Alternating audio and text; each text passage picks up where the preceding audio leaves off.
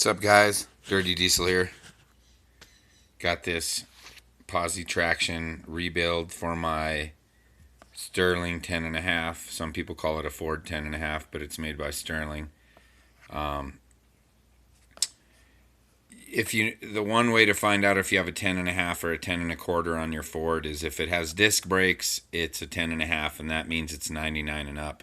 Anything before that is generally a 10.25. And the 10.5 is a much more, it's like twice as expensive for this kit.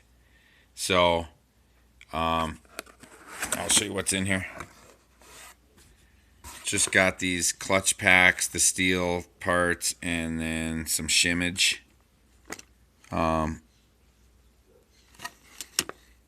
Sure, I'll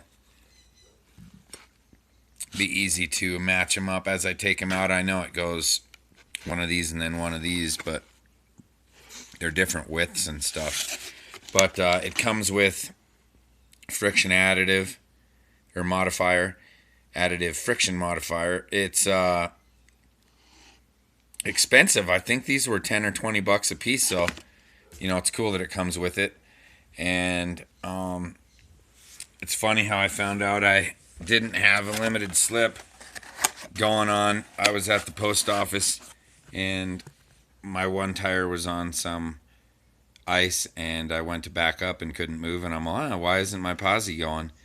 And my mom was in the truck and I said, is that tire spinning? She said, not at all.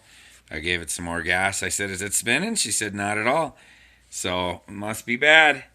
But this is like somewhere around $370 just for this rebuild, which is pretty crazy because you could pretty much get almost a whole new one for that, like $500 or $600. But don't ask me why they make them so expensive, but this is a Yukon gear and axle part, and it's one of the only ones I've found, actually. So just trying to share the part number with you and the little bit of information, so if you know if you have a 10.5 or a 10.25, it's real simple.